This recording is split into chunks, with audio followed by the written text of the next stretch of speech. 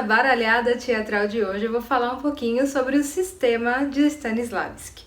No vídeo anterior falamos sobre a metodologia geral, no vídeo anterior ainda falamos sobre a vida e hoje eu vou aprofundar um pouquinho em como ele trabalhava.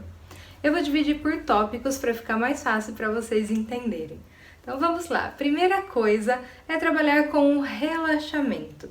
Stanislavski acreditava que é super importante estar com o corpo relaxado para os movimentos virem com mais naturalidade. Então é super importante aliviar as tensões musculares desnecessárias para assim o seu corpo estar preparado para o personagem. Esse relaxamento é tanto físico como vocal.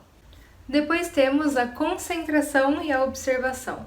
O Stanislavski percebeu que os artistas sempre estão focados em uma única coisa, que seria ou um objeto ou um outro ator que está contracenando com ele. E ele chama isso de círculo de atenção. Então ele fala que o ator não deve ampliar a sua concentração e observação do palco completo, porque ele pode se perder do que ele está fazendo ali, da existência dele.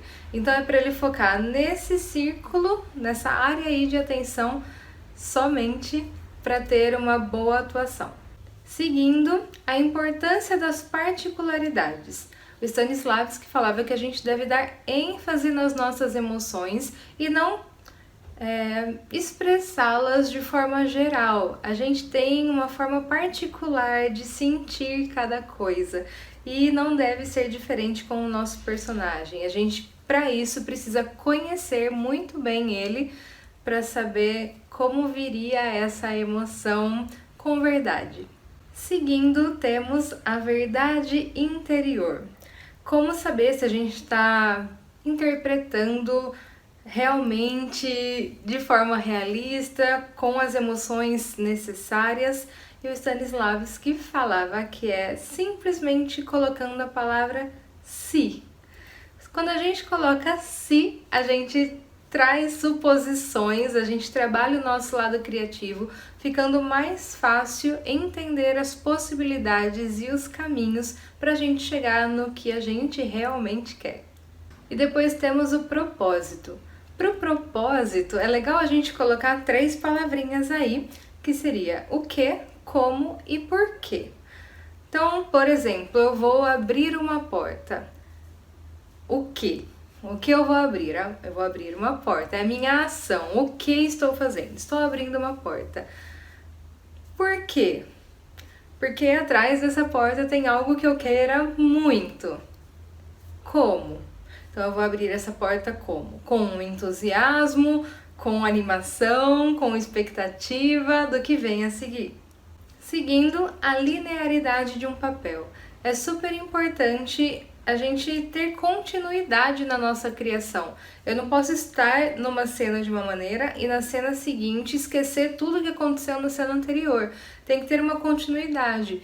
Isso vai trazer o realismo em cena, né? Eu tenho que ter um propósito, um objetivo para cada momento e uma coisa que vai levando a outra, os passos a passos. Atuação em conjunto. Quando a gente está atuando em grupo, é super importante não morrermos em cena quando não é nossa vez de falar. A gente tem que tomar muito cuidado com isso e isso acontece com frequência. Se é um outro personagem que está falando, principalmente se é um texto grande, as pessoas que estão em cena com ele tendem a morrer até chegar o momento de falar.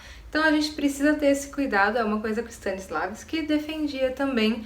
A gente tem que estar presente. O nosso personagem, quando a outra pessoa está falando, está refletindo sobre aquilo, está absorvendo aquela informação ou está pensando em outra coisa que vai acontecer depois com ele, que ele sabe, ele está planejando algo, por isso que ele não está prestando atenção. Então, esse conhecimento e essa presença em cena é extremamente importante. E por último, eu vou falar da ação psicofísica. Para o Stanislavski, a ação vem antes da emoção. Então, a minha atitude que vai levar ao meu sentimento. Dando um exemplo para ficar mais fácil para vocês, da vida real, a gente vê isso com os jogadores de futebol. Quando o jogador vai entrar em campo, ele tende a dar saltos, a dar umas corridas, a se mexer, ficar bem agitado para essa emoção vir e ser jogada para o campo. Então ele se prepara fisicamente para, na verdade, estar preparando o emocional para dar esse gás que ele precisa em campo. Levando isso para a cena, por exemplo, se um personagem A abraça um personagem B, esse personagem A, ao abraçar, vai se sentir mais íntimo, mais próximo desse personagem B.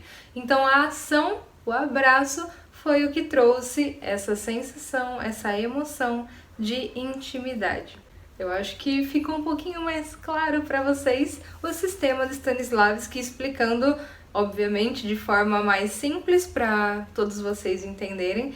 E eu recomendo que vocês leiam os livros também, para vocês se aprofundarem um pouquinho mais em tudo que ele acreditava.